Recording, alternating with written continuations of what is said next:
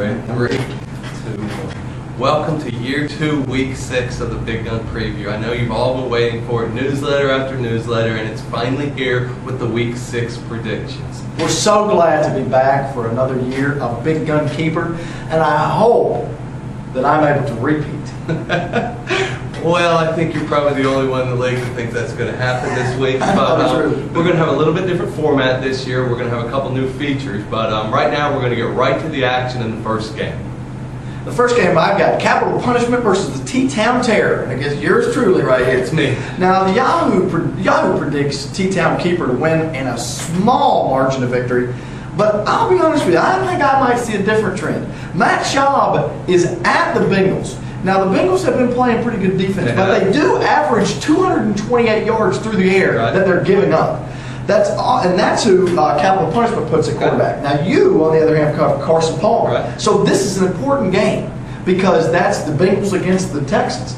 The Texans give up only 222 yards per game through the air, which is very close. But in the end, it's going to be Mewelde Moore, Steven Jackson, and Jamal Lewis for the Capital Punishment against Matt Forte, LaDainian Thomas, and Julius Jones. Jamal Lewis and Steven Jackson are the only two out of those 6 running backs that rank in the top 15 in yards per game.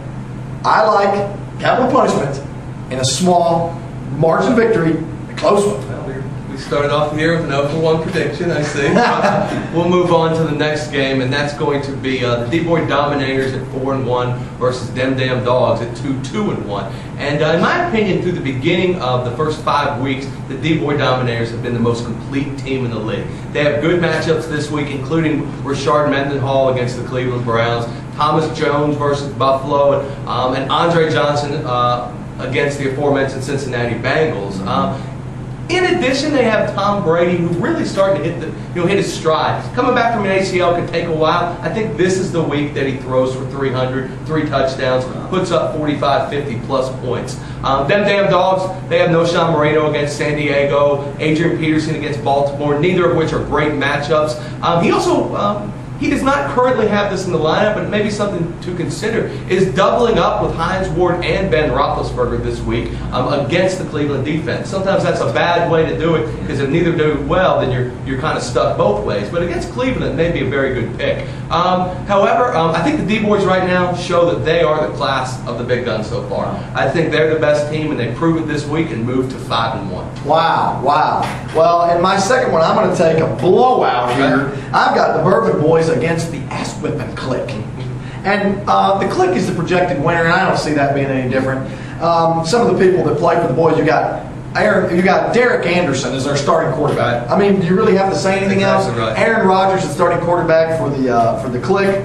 Also, Clinton Portis, D'Angelo Williams, and Brian Westbrook will be enough. Even though I do like Maurice Jones-Drew, but it's not enough. And the Clique moves to 3-3 in a blowout. In a blowout. Well, unfortunately, I think we have another blowout on our hands right now. In this next matchup here, we have the Po Boys versus Kamikaze. Po Boys at 3-2, Kamikaze at 2-3. Looking at the rosters, and this may amaze some folks, the Po Boys only have 1 active running back as of Friday afternoon. One active running back. That's holding me to the post. That's exactly right. He could possibly break my record of only having 95 points. You hope he does. That's exactly. His only really strong matchup is Donovan McNabb against the Raiders. Even his Giants D is going against New Orleans. I really see him struggling at this point. Kamikaze's not a great running backs this week, but he does have Kevin Smith, Pierre Thomas, has Derek Ward against Carolina, and I think Kurt Warner may be due a big game. He's coming out against Seattle, and I know Seattle did very, very well against Jacksonville last week, but I really see a letdown at this point. I don't think their D is really all it's cracked up to be. So I really see Kamikaze winning, going away, and moving both teams back to 500. Wow. Okay. All right. Now it's time for the game of the week. Game of the week. This is what everybody's been waiting for. Game of the week this week. And I feel a little bit bad, but it's me. It is. Game of the week's me. We did it, and it is the Tuscaloosa Vols going against Juan. And I think Juan personally has a very good chance this week. He has 4 people on a bye, and when you originally look at it, you think, really, is that too much to overcome? And as I was going through it, I think maybe not at this point. David Garrard against the Rams. I think he's going to be mentioned in a little while. Great matchup. T.O. against the Jets, not so great. But T.O. is due for a 20-25 point outing.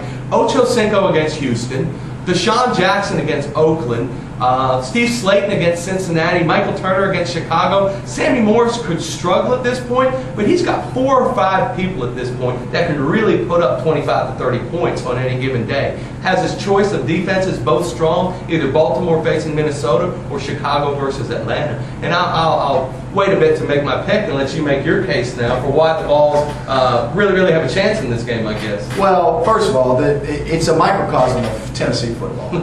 We continuously get better every week. I will say, though, one has no kicker and doesn't need one. Right. This one won't be close. I'm sorry, that's just the theme of the league. I know, sorry. But I do like the Garrard matchup. Michael Turner has a pretty good matchup against Chicago, even though you wouldn't think that. But it won't be enough. Drew Brees and company will make the Giants drop from #1 in total defense because he's going to light them up in the Big Easy.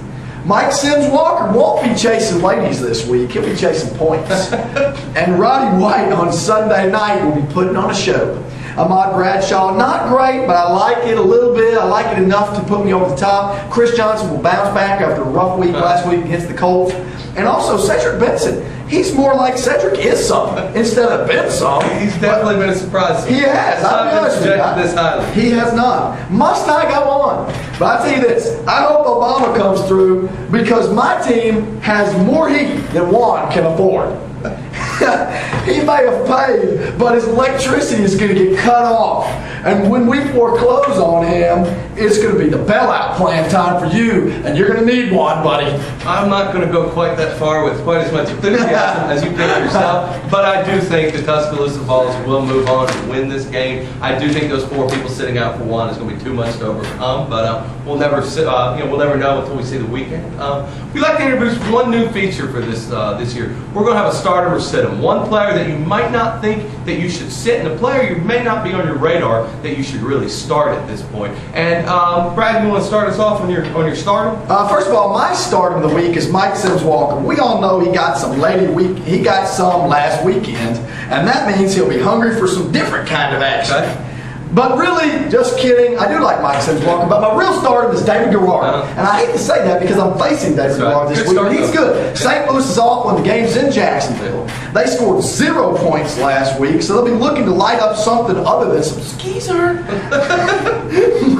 Maurice Jones-Drew will get a lot of work. But look for Garrard to try to get some passing game momentum going into their bye week, which is week 7 for the Jags. They even have a big one. I'm going to take Willie Parker this week. He's coming back. He's playing Cleveland. I know Rashard Mendenhall is going to get a lot of touches, but I really think that Willie Parker could put up 25 points. I'm talking 15 touches, 75 yards, and a touchdown against Cleveland. I don't think that's out of the question at all. If you want to move on to the sim at this point, I really think Philip Rivers at this point for me. Philip Rivers, fiery player, ton of weapons with the Chargers, but they're going into Denver right now. 2nd overall defense, 5th overall passing defense. Broncos are hot right now. They're at home. Their fans are going to be crazy. I think Philip Rivers has one of his blow-up games every now and then that he has. Those 3 picks, gets frustrated, start yelling at the Broncos bench. I'm saying under 10 points for Philip Rivers this week. So that's good. I've already talked about our recruits. That's right. Here's what he'll look like next year. In my sit-em, I'm taking T.O. But then again, is anybody really starting him? That's exactly right. So let me give you a real one. Eli Manning. He's slightly hurt, but more importantly, he's playing in the Big Easy. But it won't be for the Giants and their passing game. The Saints' D is not that bad. No. But they're not the top 10 in giving up yardage, but they're decent. But they lead the league in interceptions, which is big. This could be a high-scoring affair also, which will give Manning a lot of reason to chunk it around, and the Saints will start picking that stuff off. I like Drew Brees, of course, but I think you should sit Eli Manning. And good for you, Po' Boys, who has him, because you have McNabb, and that's who you currently have in your starting position. I think that's a good move. You need to keep it. It's a good pick. But that's going to wrap it up for this week. We hope everybody is as happy to be watching us as we are to be back doing the show. Any comments, please email either of us, and we'd be happy to respond. And we'll be back. Next week is Tennessee-Alabama week. That's a great time to be on the camera. See you next week.